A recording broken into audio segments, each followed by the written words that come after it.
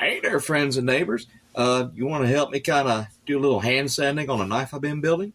Well, come on. Stay tuned. That's what I'm doing. I just got done building this and heat treating it and tempering it and all that stuff. This is my little buddy pattern, Swanee Valley Knives, our very own little buddy pattern. These will be available for sale. All the knives and stuff that I'm making, I will have them up for sale sometime in the near future. Still trying to work out the details on that, but this is kind of like my second job now. I always enjoyed making knives. I have been trying to do knives here for a couple of years, learning how to do them and make them, and this is probably my best one yet. It's got a red oak handle. The pins right there, those are out of nails. I kind of use what I have laying around the workshop. Now I kind of like to recycle and reuse, and I sit back and think, well, what can I use this for? It's just been laying around, and I kind of put those to good use. Those are my pins in here. I got a lanyard hole, and that's the next piece that I need to sand. So this is a homemade jig that I made to help hold my knife. So that way I can kind of get all kinds of angles on it, this way, that way, all over, to kind of go all the way around the handle. But I'm really not really worried about, I'm going to round off the top. It's kind of square. Don't feel too good while holding it in the hand, so I'm going to kind of round that off. But the bottom feels okay. The only thing about this red oak, before you seal it, it's really easy to remove some material off of it, so I'm not really going to try to dig too much. Just going to kiss it with the sandpaper. I've got, for the lanyard hole, I don't know what I did with it. I cut a little strip. I think it's just big enough to go through the lanyard hole, so I can clear it out, just stick it on in, and it might work. And it might be still too thick, but we'll find out. If I can get it. Oh, there it goes. Just had to give it a little gumption to go. So let me get this on the jig. We'll start to sand out the lanyard hole and get this thing contoured. And so maybe I can start filming it this way, do different parts of the build this way, instead of trying to do a whole setup, because I really ain't got the setup for editing videos as far as doing the full builds and stuff, because, man, it takes a while to actually knock out a knife. Knives take a little while to make, especially the beveling and the grinding and all that good stuff. But this is my favorite part. This is therapeutic, is doing the hand sanding. So let's get to it. Let me pause it real quick. I'm trying to fight to get this clamp on here. Try to figure out how I'm going to film this for y'all guys and get a good vantage point. This clamp might actually be in the way. Hey, Steven! Try not to let it be in the way. How about that? We just turn it a little bit to the side right there. There we go. I think it'll hold it. I'm going to put it up against the board there. Maybe. I ain't really getting a good bite on that. I need to get a good bite on it. I'm going to put too much pressure against it. It might actually bend it or what. I don't know. Never had one do it, but there's always the first time for everything. So what we're going to do, we're just going to pretty much, just like we're flossing, through that lanyard hole. Just pull it through and just kind of sand it through. If I can get some momentum built up, this would be great. Just kind of go through it and kind of like we're flossing here. The camera's going to do some moving, ain't it? There we go. Will it stay up? Maybe. That's what I was saying. I was trying to figure out how I'm going to get this to film, so I'm not sure. Hang on a minute. I don't know how that's going to do it. I don't know if it's going to shake the table, and I apologize. But I'll do the best I can. Just figure things out as we go along here. Let me get this thing moving like we're flossing out the lanyard hole. I already went through on the belt grinder, went all the way up to 1,000 grit on the side of the handle, so it is smooth. So now I just want to do a little hand sand and kind of clean up everything. Get into some good quality stuff here, I like to do it by hand. Just by little final touches, That's what I like to do here. Oh, you get caught right in there, ain't you? But you're getting snagged on in there. Yeah, it's definitely getting snagged in the thing. You just go around it like just just do a good flossing in there until we get it ate out. Oh, that looks okay-ish. Not really worried about the inside having to go through the final grits. What I am going to do now is go ahead and get the 120 that I didn't cut and go ahead and go over the handle and start contouring. Now, we're going to start rounding off these edges. We're just going to do a nice little thing here and just nice little up and down, back and forth. And through the handle. We're going to go through the grits. When I get done with the 120, I'm going to go ahead and move on up to like a 400 because that's what I got. I cut the little pieces off my used belt grinders, belts, so I don't waste anything. I don't like to really waste anything. I don't like to throw away stuff. And they're still good for all this hand sanding stuff. And now I'm going to go right up and down the spine, clean up any kind of burrs or anything from the wood that might be sitting there. Just clean it up. Anything that the machine might have missed, you can get by hand. Clean it up. That's what I'm doing. Get here in the back. Follow the little detail there. Get around the back here. I'm going to come back around and clean all this up. I mean, you still got a little piece hanging from out the lanyard hole there, but for the most part, it's good and cleaned up. So now, this is why I like this jig. It's not usually where I put that, but I wanted to get it to where y'all can see what the heck I'm doing. I'm having to guess. Well, what is he doing? He's supposed to be showing it's sanding. We're not seeing a daggone thing here, So I just kind of do the same thing.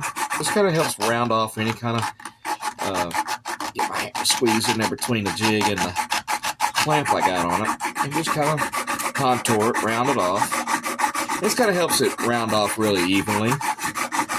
Machines, they have a tendency to lop off one more on one side than the other, but this here helps it kind of make sure you kind of get a rounded edge kind of evenly by doing it like this. Gives it a cleaner look, pretty much.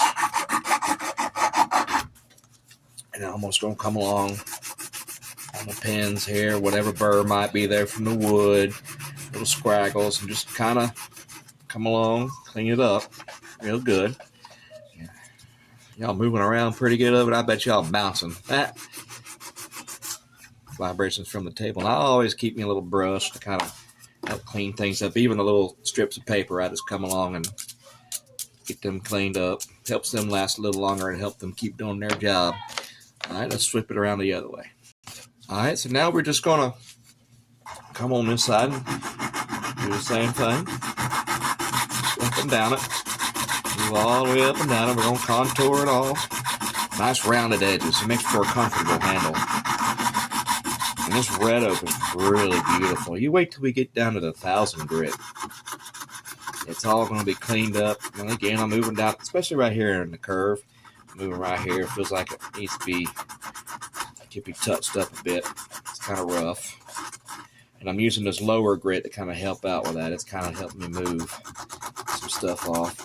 And I'm going to get on up to the higher grits in just a second. In here.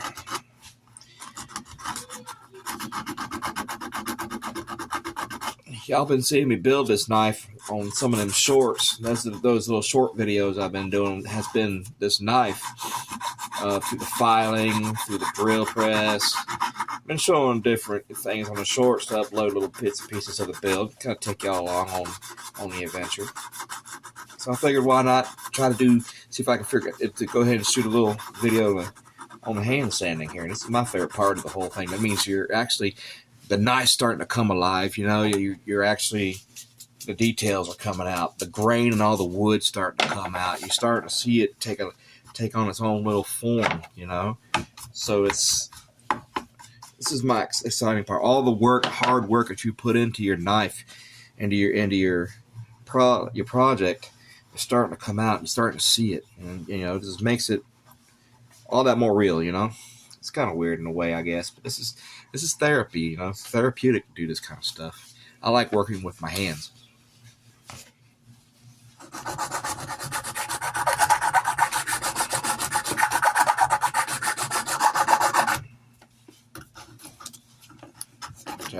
back there a little bit. Since I ain't got it up against that board, I'm trying to get it where y'all can see it. It wants to move around a little bit. It don't usually move this much on this jig. But since I'm trying to film and everything, it just misbehave on me. This is therapy, man. I like doing this stuff. I love working with my hands. Getting a big arm in the picture there. I apologize if this video gets long-winded. Like I said, I don't usually film the builds because they do get a little long-winded, but sometimes it's just how it is, you know. When you're working, just about all the time, you know, it's just how it goes. Some things just run along a little while, you know. We're going to take our time with this. I mean, I put in a lot of work on this knife. Damn sure don't want to speed through the last little bit of it. I want to make sure every little detail's taken care of. Every little blotch, you know, take care of that little sanding here and there. Take care of this, contour it. Get a little feel for it. Put it in your hand. See how it feels. You know, just keep getting a feel for it. That's what I'm doing now. This is just the final touches. This is it.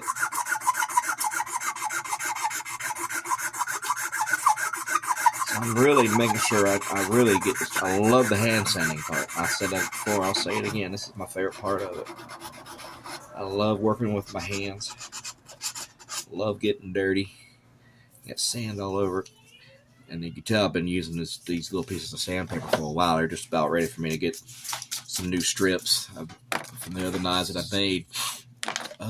Let's move into let's do a 600 now. I was just using a 400 on it. Actually, I think I can do this without moving it. Let me finish up with this 400 here. I didn't do this part. See, I'm already skipping ahead on myself here. Let me finish up with this 400. I'm more or less trying to get the sides and the bottoms and stuff smoothed out. Just kind of go through it to where it's nice and smooth. And also will take the scratches out of your metal too that the lower grits leave behind in your machines. It'll polish out your metal, make it nice and shiny, beautiful. And now when I get done with this one, I learned my lesson from that little river knife, the one I showed you in that one video that, you know, was left in the kitchen sink for a while, and before I had a chance to treat the handle, seal it. I'm not going to make that mistake with this guy. He's as soon as I get done with hand sanding, we're sealing it. We are going to seal it. All right, so there's the end of the 400. Let's move into some 600. Can't believe how smooth this knife is getting already. This handle is so silky smooth. Feels really good. I'm just going along with it with the 600 now. And I go all the way up. The only belt I have, the high grit I have on my belt is 1,000. So really, once I get up, I got 800. I got 2 more grits to go. And I just go along and I just go at it, man. I just come up here and just get it lift up a little bit. I just got tired of moving the clamp. Sometimes that happens too. We're just going to go under here. This red oak really starting to pop, y'all. This grain is looking really beautiful. Y'all can't really tell it from where he's sitting, but I'll bring you in closer once it's done. It's that red oak. It got a real fine looking detailed red grain coming out of it, and it's looking really beautiful. This is the Little Buddy pattern. Finn Summers' boyfriend drew this pattern up, and the next knife I'm going to build is one that Summer drew up. I'll make that one next. I'm working on another kitchen knife, but I'm busy. I work a 40-hour job a week. Normal. I get up at 4 o'clock in the morning, and I go to work. I leave at 4 o'clock in the morning because I live about an hour away from work. So I commute an hour to work. From 5 to 6, I commute. And I get there at 6. I work all the way to about 3 or 4 in the afternoon. Come on home. Then I do this. This is my second job.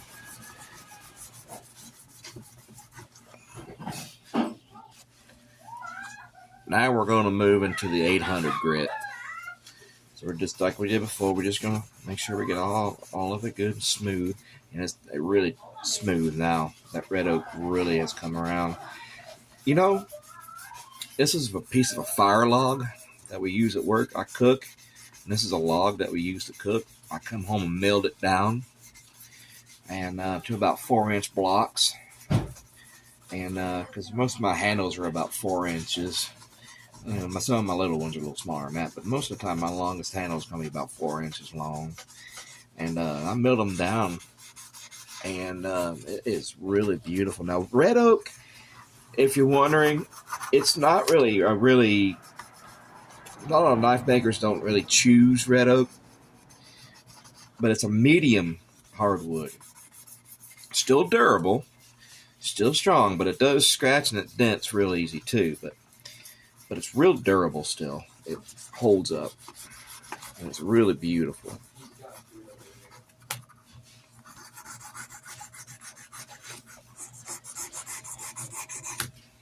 I'm just trying to go along, make sure.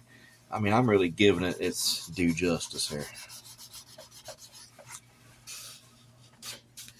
We're going to hit it with this 1000 grit, and then we're going to seal the handle.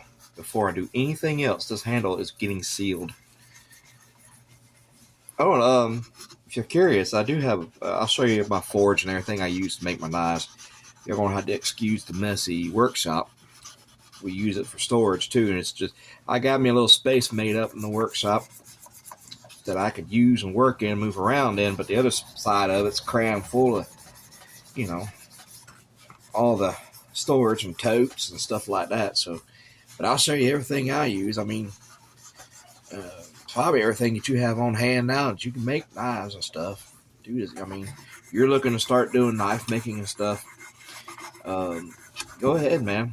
I'm about a couple of years into it myself, and it's a craft. You just have to hone it in and work at it, and it's really, I enjoy it. And I'm looking to do this kind of full-time, part-time now. I don't know, because I work another job too. Whenever I get home from work, I'm working in the workshop. I'm busy. I'm pulling about 15, 16-hour days. Plus, y'all see me do these little knife show and tells too on this channel. So I'll still be doing that, shoot a video, come over here and make a knife.